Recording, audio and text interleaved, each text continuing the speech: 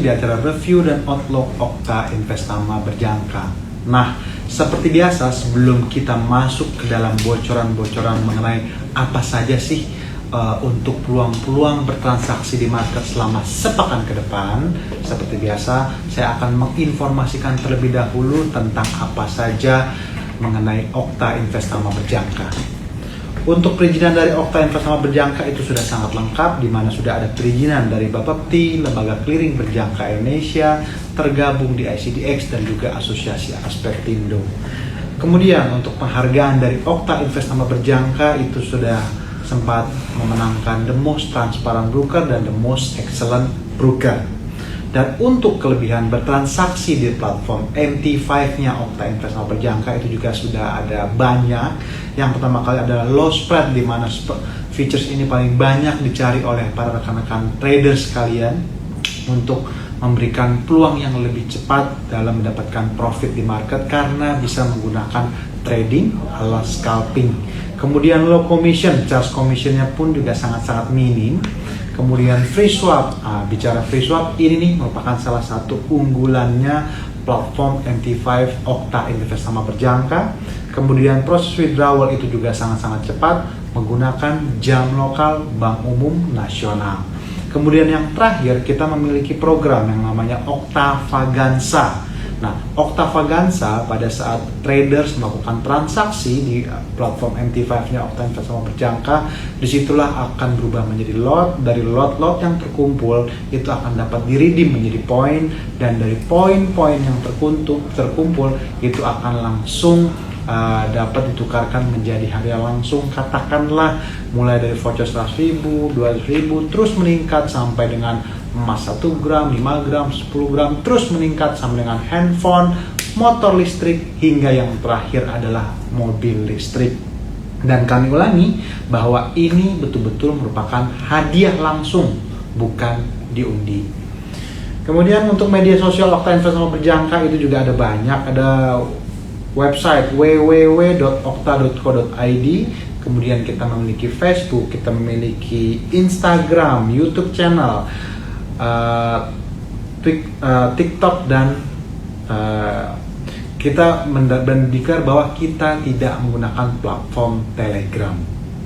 Nah, tanpa merupakan disclaimer materi ini hanya bersifat informatif untuk referensi dan seterusnya.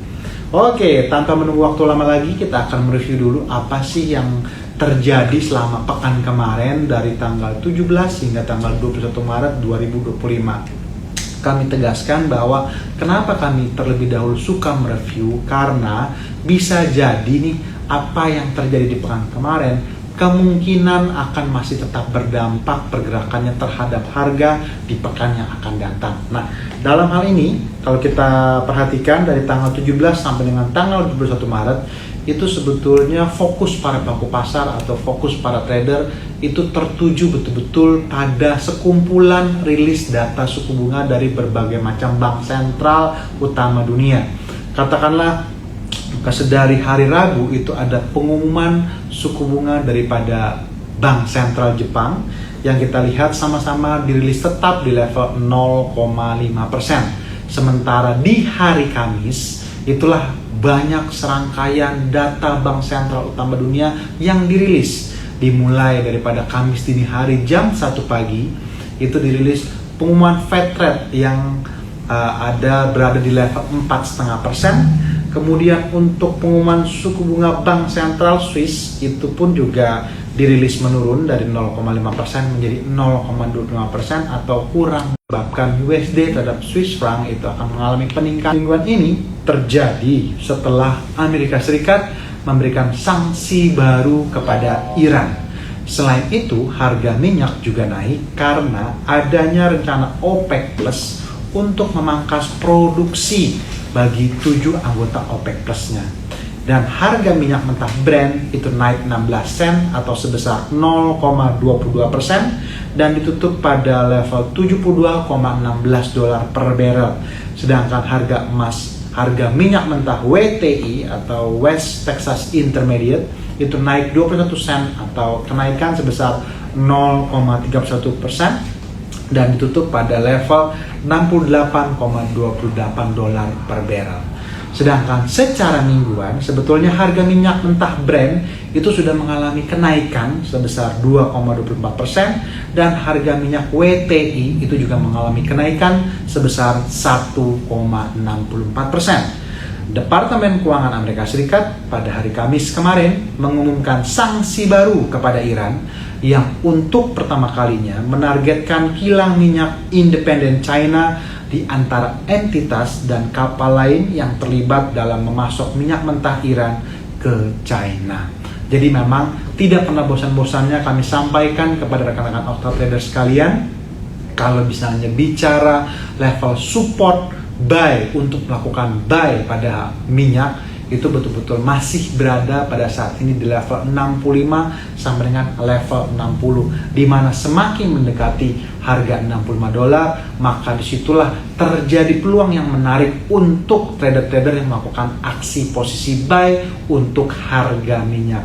Sementara untuk area level resisten minyak pada saat ini bertengger di area 73 dolar sampai dengan 78 dolar per barrel, yang mana harga minyak semakin mendekati area level 73 dolar sampai dengan 78 dolar. Itulah merupakan area yang optimal dan mengurangi risiko untuk melakukan posisi sell. Kemudian untuk emas, harga emas turun lebih dari 1% pada perdagangan hari Jumat dikarenakan penguatan dolar Amerika Serikat dan aksi ambil untung investor. Penurunan harga emas dunia ini juga terjadi di tengah ketidakpastian geopolitik dan ekonomi secara internasional. Namun, prospek suku bunga Fed membuat emas batangan tetap berada di jalur kenaikan mingguan ketiga secara berturut-turut. Jadi memang emas sudah mengalami kenaikan selama 3 minggu berturut-turut. Selain itu, harga emas juga masih bertahan di atas 3.000 dolar per troy ounce. Emas batangan telah mengalami kenaikan sebesar 0,7% selama sepekan kemarin. Emas yang secara tradisional dipandang sebagai investasi safe haven selama masa ketidakpastian geopolitik ekonomi dan biasanya berkembang pesat dalam lingkungan suku bunga yang rendah, telah mencapai 16 rekor tertinggi di tahun ini. Dan harga emas puncaknya itu sempat menyentuh level 3.057,21 per troy ounce pada perdagangan hari Kamis pekan kemarin, yang merupakan puncak teratas sepanjang masa. Jadi memang kalau misalnya bicara emas secara overall, bahwa emas sudah mengalami kenaikan selama 3 minggu berturut-turut, di mana harga tertinggi sempat menyentuh level 3.057, dan setelah menyentuh level harga 3.057, disitulah akhirnya harga emas mulai mengalami sesi pergerakan koreksi atau penurunan. Nah, penurunannya itu kemarin itu sampai sempat menyentuh level 2.999. Nah, pertanyaannya begini, Pak, bagaimana nih? Emas sekarang sedang melakukan pergerakan koreksi. Saya itu merupakan trader buy atau trader yang ingin melakukan posisi buy pada emas. Oke, fine. Disinilah kami akan mengasih bocoran kepada rekan-rekan Okta Trader sekalian, di mana sih level-level support yang bagus, level support yang oke, nanti akan kita buka secara tuntas pada saat sesi teknikal. Kemudian kita sekarang membacakan outlook rilis data kalender ekonomi 24 sampai dengan 28 Maret 2025. Nah, kalau kita perhatikan sedari awal sesi perdagangan Senin itu sudah banyak peluang yang menarik untuk kita bertransaksi. Katakanlah untuk data manufacturing dan service PMI daripada Prancis, Jerman, yang akan berdampak pada pergerakan mata uang euro terhadap USD. Kemudian akan disambung dengan flash manufacturing PMI dan service PMI untuk Inggris, yang mana akan berdampak untuk pergerakan pound sterling.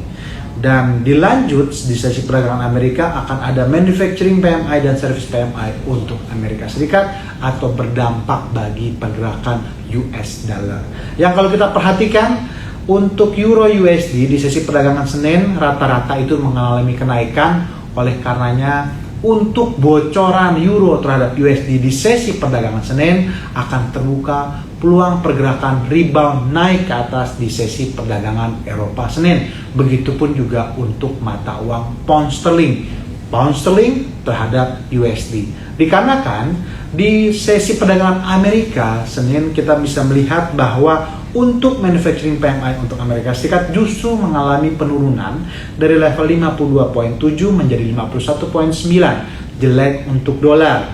Sedangkan service PMI itu juga dirilis hanya menambah sedikit dari 51.0 menjadi 51.2. Kemudian di sesi perdagangan Selasa akan terbuka peluang untuk perdagangan pound sterling, di mana gubernur atau bos bank sentral daripada Inggris itu akan melakukan pidato. Di sini akan kita lihat sama-sama apakah hasil pidato Andrew Bailey itu bertensi hawkish ataukah dovish. Apabila sentimennya itu bernuansa hawkish, disitulah pound sterling terhadap USD akan kembali meningkat. Sementara kalau dari pembicaraan itu akan bertensi dovish, maka pound sterling terhadap USD itu akan melakukan pergerakan menurun.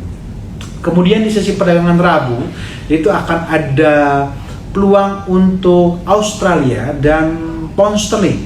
Untuk Australia, untuk Aussie dollar itu akan ada dirilis data inflasi untuk Australia, kemudian juga data inflasi untuk Inggris yang diestimasikan mengalami penurunan dari level 3% menjadi 2,9%. Oleh karenanya dapat dikatakan bahwa untuk sesi perdagangan hari Rabu ada kemungkinan GBP terhadap USD akan mengalami sesi pergerakan koreksi. Kemudian di sesi perdagangan Kamis, final GDP untuk Amerika Serikat, disinilah akan mengalami sedikit penguatan dari level 2,3% menjadi 2,4%. Bagus untuk US dollar di hari Kamis, dan unemployment claims itu tapi dirilis sedikit meningkat dari level 223.000 menjadi 225.000. Tetapi biasanya kalau disandingkan dengan data GDP yang akan betul-betul menjadi fokus peluang pasar itu akan tertujunya pada rilis data GDP daripada Amerika Serikat. Kemudian di sesi perdagangan Jumat itu juga akan ada 3 data atau 3 kesempatan untuk melakukan transaksi di pound sterling, Canadian dollars, dan indeks dolar. Retail sales untuk pound sterling itu akan mengalami penurunan tajam dari level 1,7% menjadi minus 0,3%. Dapat indikan pound sterling itu akan kembali terjadi penurunan di sesi perdagangan Eropa Jumat. Kemudian GDP untuk Kanada di situ tidak ada forecastnya, jadi akan kita lihat sama-sama nanti apakah hasil aktualnya itu lebih besar atau lebih kecil dibandingkan previous. Dan yang terakhir disinilah akan ada data primadona yang dirilis untuk pekan ini, yaitu data Core PCE Price Index atau data inflasi konsumen untuk Amerika Serikat yang estimasinya akan dirilis tetap di level 0,3%. Oke, tanpa menunggu waktu lama, kita sekarang masuk ke sesi teknikal untuk minyak. Minyak kita perhatikan sedang bertendensi naik, sedang melakukan pergerakan rebound, di mana terlihat jelas bahwa berdasarkan teknikal dia sedang melakukan trend channel arah ke atas, di mana level resistance seperti yang kami sebutkan di awal tadi bahwa semakin mendekati area 73 sampai dengan 78, disitulah area yang optimal atau merupakan area yang bagus untuk melakukan posisi-posisi sell. Sementara untuk level 65 sampai dengan 60, disitulah akan dapat dikatakan bagus untuk melakukan posisi-posisi buy. Dan kalau kita perhatikan untuk resisten minyak di pekan ini akan berada di level 68.53, kemudian 69.31, kemudian 69.96, dan yang terakhir adalah 70.58. Sementara untuk harga emas, harga tertinggi sepanjang masa masih berada di level 3057, di mana mencoba true breakout 2997, di mana support 2997 itu merupakan support psikologis utama daripada emas. Apabila dalam pekan ini terjadi penurunan ke di bawah 2997, maka area buy atau area support selanjutnya akan berada di level 2987, 2978, 2975, dan yang terakhir adalah 2965 sampai dengan 2950. Jadi kami ulangi ya, bocoran untuk melakukan posisi-posisi buy pada harga emas apabila emas melanjutkan sesi pergerakan koreksi, kami ulangi, itu akan berada di level 2997, 2987, 2978, 2975, 2965, dan yang terakhir adalah 2950. Sementara untuk target atasnya, emas berada di level 3025 sampai dengan 3050. Oke, materinya sudah habis tanpa terasa. Jadi tidak pernah bosan-bosannya kami sampaikan kepada rekan-rekan Okta Trader sekalian, setiap kali berada di market selalu rencanakanlah tradingan Anda dan bertradinglah sesuai dengan apa yang sudah Anda rencanakan terhadap market. Bersama Okta Investama Berjangka, bertemu kembali bersama saya Yosi di pekan depan. Bye-bye.